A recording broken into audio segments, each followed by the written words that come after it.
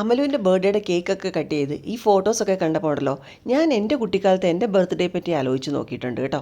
എന്താണെന്നല്ലേ, നമ്മളുടെയൊക്കെ കുട്ടിക്കാലത്ത് ഇതേപോലത്തെ കേക്ക് കട്ടിംഗ് ഒക്കെ ഉണ്ടായിരുന്നോ? എനിക്ക് തോന്നുന്നു ഇല്ലായിരുന്നെന്നാ. അങ്ങേയറ്റം ഒരു പായസം വെച്ച് കിട്ടിയാലായി. അത് നമ്മുടെ ഉണക്കലരി കൊണ്ടിട്ട് ഒരു പായസം, അതിൽ കൂടുതലൊന്നും ഉണ്ടായിരുന്നില്ല എൻ്റെ ബർത്ത്ഡേക്കൊന്നും. ഞാനൊക്കെ സ്കൂളിൽ പഠിക്കുന്ന സമയത്തുണ്ടല്ലോ, ഫ്രണ്ട്സിൻ്റെയൊക്കെ ബർത്ത്ഡേ വരുമ്പോഴത്തേനും അവർ കുറേ ചോക്ലേറ്റ്സ്, ഒരു പാക്കറ്റ് ചോക്ലേറ്റ്സ്, അതെനിക്കൊന്ന് എക്ലെയർ ആണെന്ന് തോന്നുന്നു കൂടുതലായിട്ടുണ്ടായിരുന്നേ, അവർ കൊണ്ടിരുന്നു. നമ്മളവരെ ക്ലാസ്സിൽ പാട്ടുപാടി അവരെ വിഷ് ചെയ്യുന്നു, ബർത്ത്ഡേ വിഷ് ചെയ്തിട്ട് അവരെല്ലാവർക്കും ആ ചോക്ലേറ്റ് തരുന്നതൊക്കെ എനിക്ക് ഓർമ്മയുണ്ട്. പക്ഷെ ഒരിക്കൽ പോലും ഉണ്ടല്ലോ എൻ്റെ ബർത്ത്ഡേക്ക് അങ്ങനെ ഒരു അവസരം ഉണ്ടായിട്ടേ ഇല്ല അന്നൊന്നും. എനിക്ക് തോന്നുന്നു ഞാൻ ആദ്യമായിട്ട് എൻ്റെ ഫ്രണ്ട്സിന് ലഡുവാണ് ആദ്യമായിട്ട് വാങ്ങിച്ചു കൊടുത്തതെന്ന് തോന്നുന്നു. ലഡു വാങ്ങിച്ചു കൊടുക്കുന്നത് ഞാൻ ഡിഗ്രിക്ക് പഠിക്കുന്ന സമയത്താണ്. ആ സമയത്ത് എൻ്റെ കൂടെ ഉണ്ടായിരുന്നവർക്ക് ഞാൻ ലഡു വാങ്ങിച്ചു കൊടുത്തത് ഞാൻ ഇപ്പോഴും ഓർക്കുന്നുണ്ട്.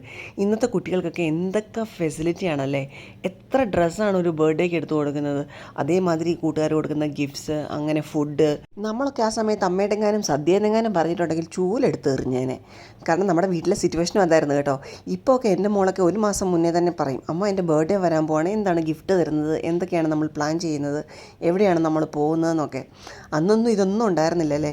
പക്ഷേ എങ്കിൽ പോലും എനിക്ക് തോന്നുന്നത് അന്നത്തെ ബർത്ത്ഡേയ്സ് ആയിരുന്നു ഇത്രയും കൂടെ നമ്മുടെ മെമ്മറിയിൽ നിൽക്കുന്നത്. കാരണം ഇതൊക്കെ എല്ലാ ദിവസവും ഇവർക്ക് ഈ ഫെസിലിറ്റീസ് കിട്ടുമ്പോൾ ചിലപ്പോൾ അതിനൊരു വാല്യൂ ഉണ്ടാവത്തില്ല, അല്ലെ അവർക്കത് ഓർത്തിരിക്കാൻ പറ്റുമോ എന്ന് എനിക്കറിയത്തില്ല. നിങ്ങളുടെ അഭിപ്രായം തീർച്ചയായും കമൻറ്റ് ചെയ്യണം. ബൈ.